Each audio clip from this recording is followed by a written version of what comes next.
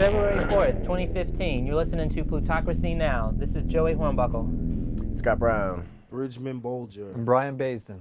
And the topic is Ferguson. Bridgemon, you went to Ferguson. Yeah, I've been there 2 times. Where is Yeah, Ferguson? you never even talked to us about it, man. Yeah, So yeah, man. what the fuck? So What Bridgemon, kind of it's secret time. things went down there, man? Yeah. It's time to let us know the truth. Who'd you go with? Okay, I went to Ferguson with a group of activists. We brought up there by Rashad Ritchie, a radio personality with WAOK Atlanta. 1380 what? 1380 AM. Wonderful program, 10 to 1. And Not like you were on this program and have a conflict of interest here or anything. I wasn't. Disclose that but shit. It's cool. Yeah, But- Bridgemon was on 1380 with Yeah. Rashad Ritchie. And we talked a little bit about the activities in Ferguson. And we went up there with a group called hashtag is bigger than us, and another group called The Community, or with Unity capitalized.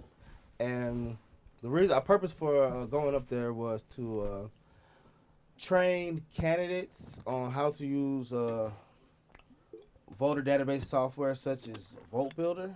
And it was a very successful training. We reached out to candidates in Ferguson and St. Louis County who are running for a variety of offices, including mayor, city council, and school board.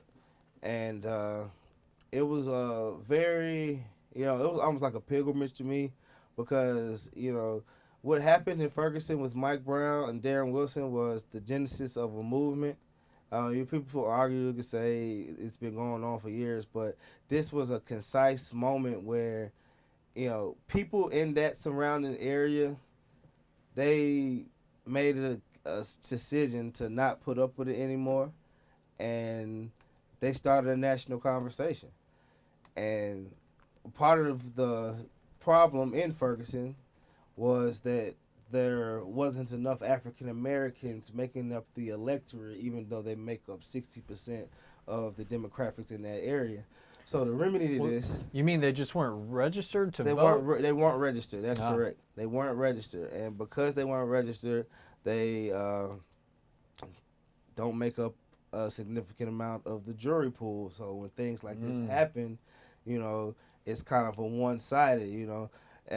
Being African American, we tend to view certain things from a different lens and perspective that a non-African American might not be able to recognize because like the superiority of Africans and their civilization and culture and why they're better Yeah, I than mean, you can white be open people. about this Black Power shit you're I'm just saying. I'm just saying. Okay. When you say non-African Americans, who do you mean? Okay. Like, What I'm saying. What I would that mean be? is that we live in a society that's dominated by white supremacy, white patriarchal. We live in a white patriarchy, and everything from the way our children are taught to where the media tries to market to people is centered around a Eurocentric worldview.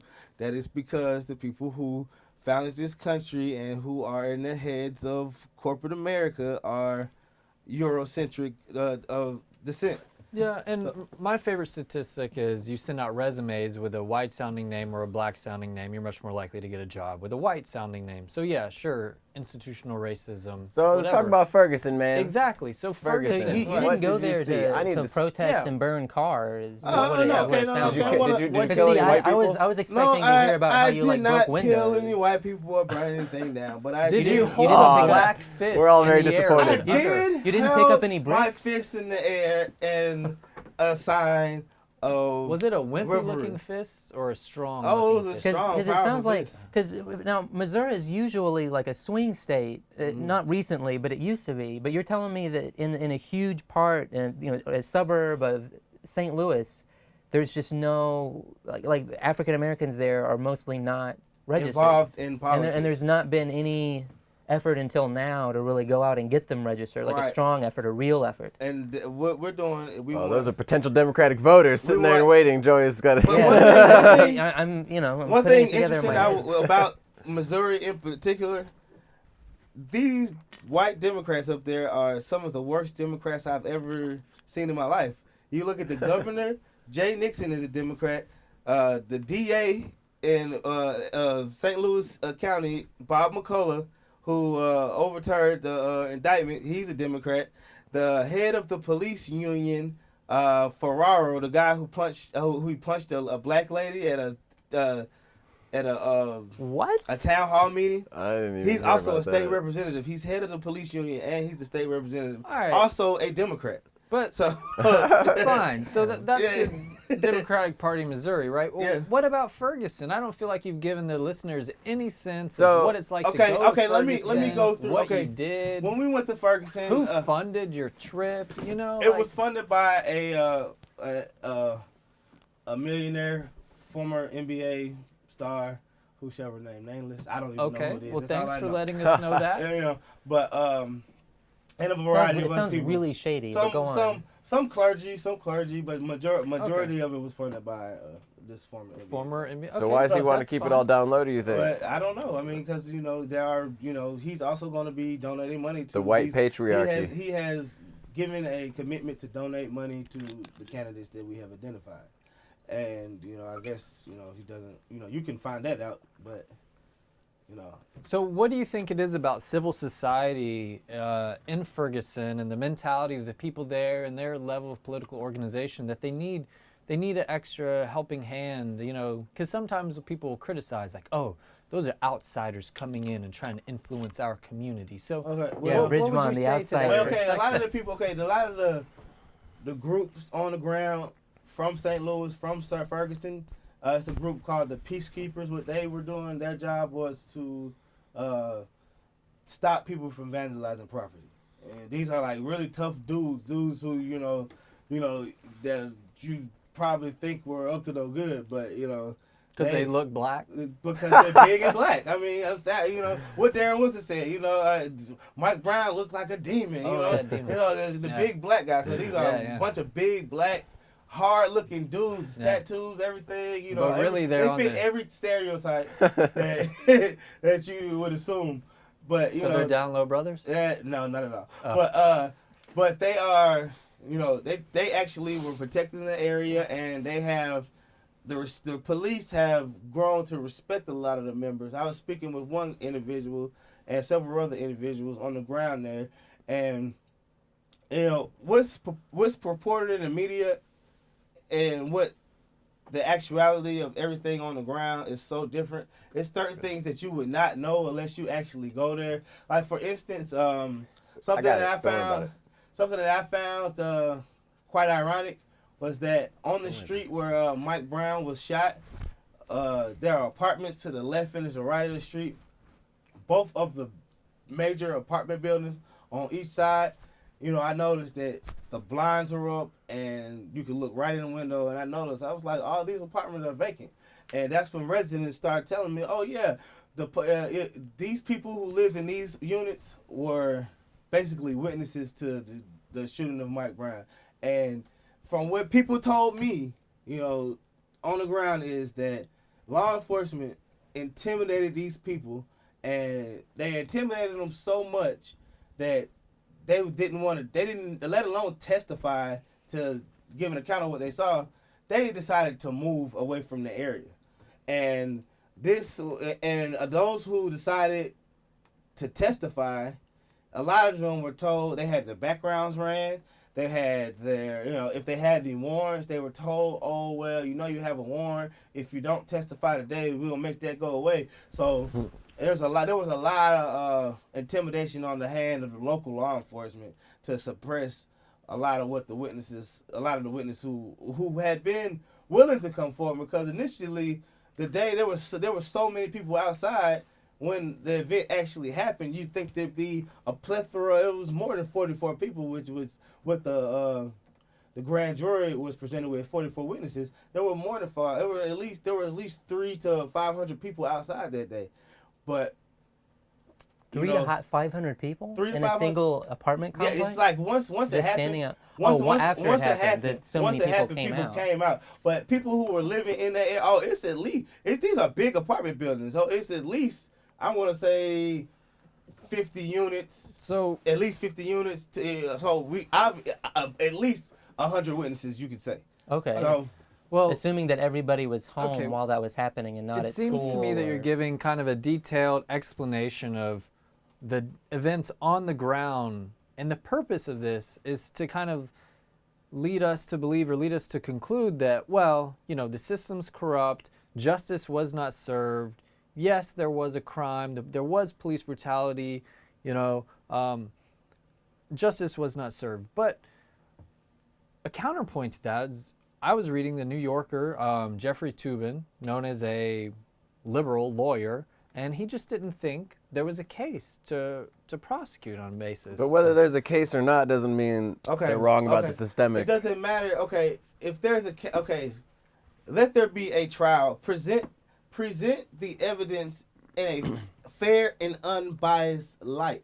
Police officers, when they're charged with a crime, automatic, there's a grand jury proceeding. If you get charged with a crime, I don't know who you know. You probably you're kind of waspy, so you might get you a grand jury. Who's waspy? Do we even have a camera rolling? But Joey or me, we commit a crime or are accused of a crime. That's right. We're probably going to be charged.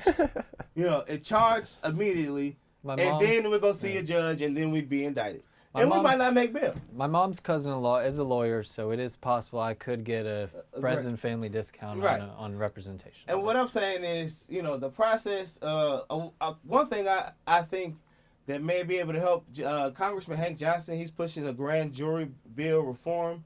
It's a grand jury. Is he also pushing onto the corner of Guam? Here you go, man. Hey, it's gonna tip over. Oh, man. Yeah. It's gonna tip over. Okay. Man.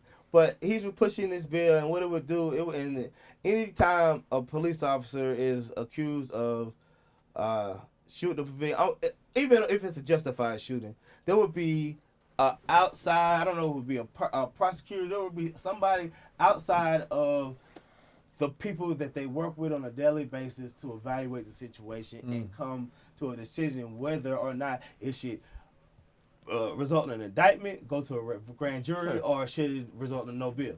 So and he's pushing that on a national level? He's in Congress. He has bipartisan support for that.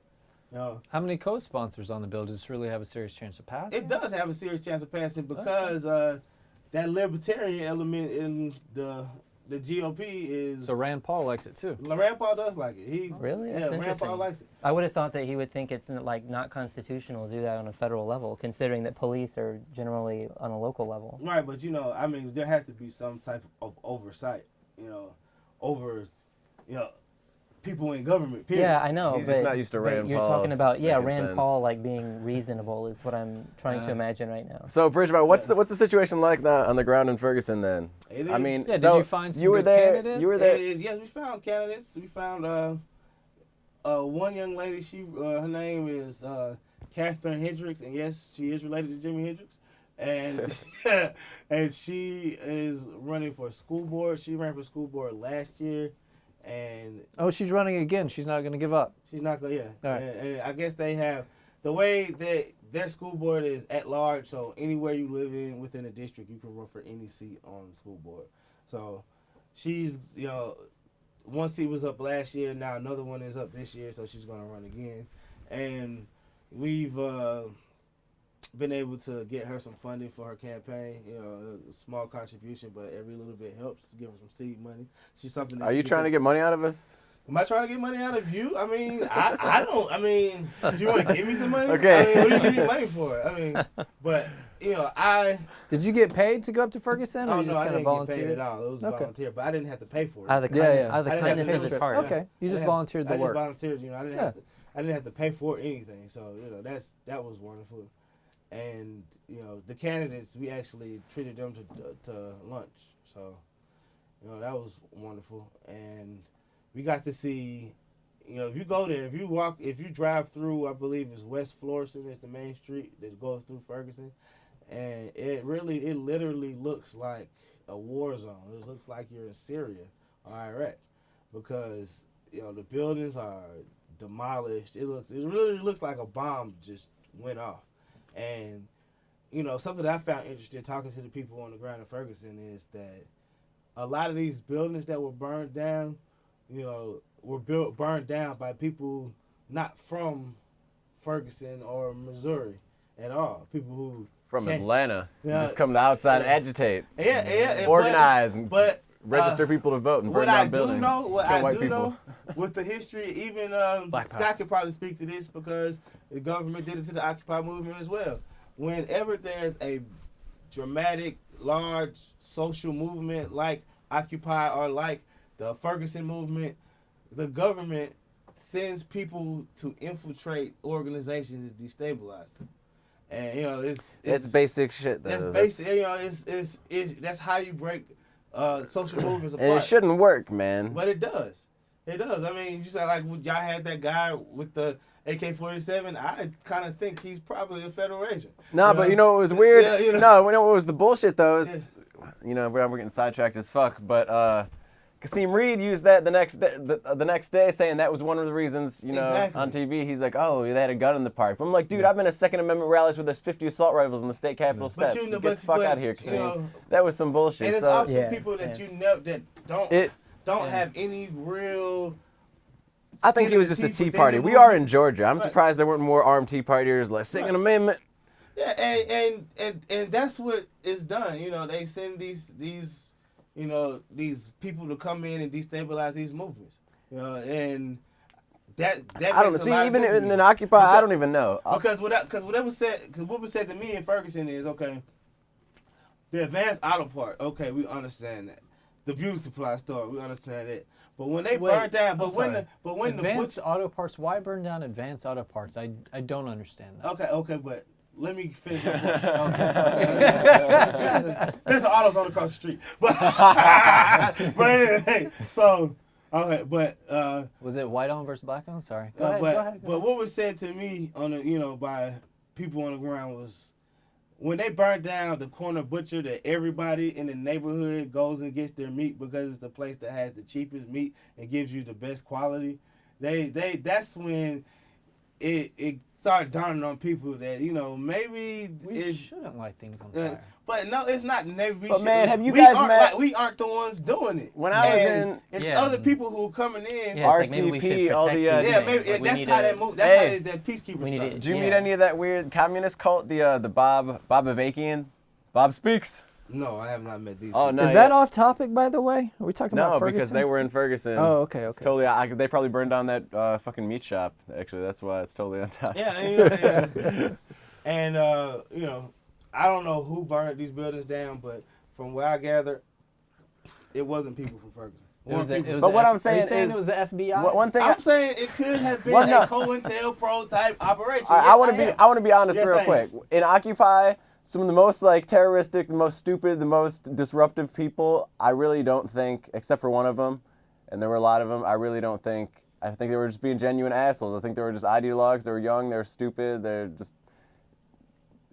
impulsive. I don't think they were. I don't think it was. Yeah, but you know what? I'm sure there were a couple though. But it only takes that couple to influence those lost few that are gonna rally around the dump. I think, and I think just applying that huge, massive military police force is, that's way more effective than sending in some people to disrupt some. I mean, that works too, and of course that's done. But when you can shape public opinion when you can have this narrative of these people are burning down their own neighborhoods, it's convenient. Yeah, it's convenient, and it takes away the legitimacy of the movement. Yeah, but there's also it was the same with Occupy when people gassing their own people, Exactly. It was the same with It's the same with Occupy when people would go bust out cop car windows and shit. It's like it's to fit the proper. It's not helping the public image. Narrative, Yeah. On what either side. But there are people there who are genuine who do it. So that's some people. Yeah. Some people just fit the stereotype narrative. And I genuinely believe those people who are genuinely doing these things are influenced by the infiltrators. We've seen it time and time again, all the way from J. Edgar Hoover. Well, I gotta go ahead, Joey. Well, I got a question, and we gotta round this out at some point. Mm-hmm. But so we all agree that throwing bricks at windows is probably a bad idea. But I mean, I'm just saying. But in a lot of other places in the country, including here in Atlanta, people did other things that were not physically destructive, but still irritated a lot of people and got a lot of media attention. For instance, blocking off I-85 or blocking off bridges in New York, where people would stand and block traffic and hold signs. Do you guys think that's a good way of getting attention? I think it That's does a- grab yeah. attention. Or- It I grabs mean, attention. disruption. Yeah. You Or got to do you, do or it. do you think it turns people against your own movement? If you can't, if you can't stop people from living their daily life, they're not going to give a damn about what you're talking about. If it doesn't affect you and impact you directly, Yeah, because this whole issue of black people getting shot by police, it affects black people. We care about it. It's pretty high on our radar, and nobody else really gives a damn about it. So when you, I give a damn. but our society doesn't, and people, in order for us to make it on the radar a big issue to the greater awareness of society, we have to do things like that. And I'm not saying that it's I'm not one for die-ins and doing all that, because I don't really I'm more for handling these things legislatively. But I do Man, you understand, have to do both, yeah. dude. And I do understand that if it weren't for those people doing the die-ins and blocking traffic, the lawmakers wouldn't be listening to what I'm talking about. Sure. So Well, Joey, I think you asked a good question. Scott, how much time do we have left before we have to wrap it up Yo, on Ferguson? I just want to wrap. All right. So now that you've been back to Ferguson again, what was it? I think it was before you left when we had our last show, right? Mhm. And you said that since the protests in Ferguson and the movement and everything, nothing had really changed. So and it didn't look like they were making any progress on the issue. So now that you've been to Ferguson, what do you think? Well, now that I've been to Ferguson, I say that as bad as things are for black people as a whole in the United States, it's really bad for those people who live there, because there are no jobs. A lot of places that people were working, they're burnt down. The unemployment has lapsed, and I think what needs to happen is that black people or anybody who wants to be in an affinity with us need to collectively do something in that area, and spark economic development, bring some jobs to that area, do something about the educational system, and help with the politics of that area. That's why I went up there, because I truly believe that that's the only solution. And I would like to see 5-10 years from now a successful black thriving business metropolis in that area, something that's what we used to see in Tulsa, Oklahoma, which they call Black Wall Street. We need to have a new Black Wall Street in Ferguson, and I think that would be great for the people who live there, but it will inspire African American people across the United States and the world. I would say black people across the world would be inspired by that. So do you think they're moving towards that? Like, I mean, there are people on the ground, I mean, are people moving out, or are they really like? People are moving out, but there's also been what's going to happen this election cycle.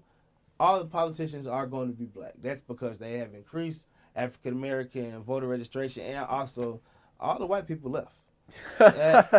Seriously, there's been white flight. They say it was like. Are you sure it's not ethnic cleansing? There's no white genocide, trust me. But all they say, it was 60% African American. It's now 80%. That's how drastic. In a short amount of time. Does that mean within months? Within months, yes. You think that'll help them deal with the police brutality problem there, or what? How do you think that's going to shape up? The sheriff's election isn't up, I don't think, and that's something. Even still, this city council in the mayoral race, they'll be able to appoint a police chief. So I think that there'll be some ways of tackling the issue if you get the right candidate elected. But it's like 5 people running for mayor and like a plethora of people on the city council, and a lot of those people aren't necessarily, even though they are black African American people, they're not necessarily for. They probably have decided to seize upon this opportunity, as a lot of political types do. Joey. But there are some great candidates, and like I said, the woman I talked about who's running for school board, I felt like she was the most genuine and had her heart in the right place. She actually brought her children there to the training. And I could see that, I had met her before when I went to Ferguson, and the passion that she has about that community is, I know that she's not going to move away. And even people like You know, you've all probably heard of Maria Chappelle Natal. She's a state senator in Missouri. She's been on NBC all the time. You know, but you know, people on the ground say even people like that who seem so vocal and so forceful in the movement, you know, they're saying that she's doing it to achieve her political ambitions, which is she's going to run against Lacey Clay, congressman there. And I do believe he needs to go, and I do believe that she would be a greater representative for those people. But at the same time, you know, it's so hard, you know, having run for office, it's so hard to, you know, a lot of times you have the best intentions and, you know, you get your heart broken because you're not able to get a lot of things that you really want to get done, and you kind of get some of the things you want to do, but you have to do something you really, really don't want to do, and it kind of breaks us.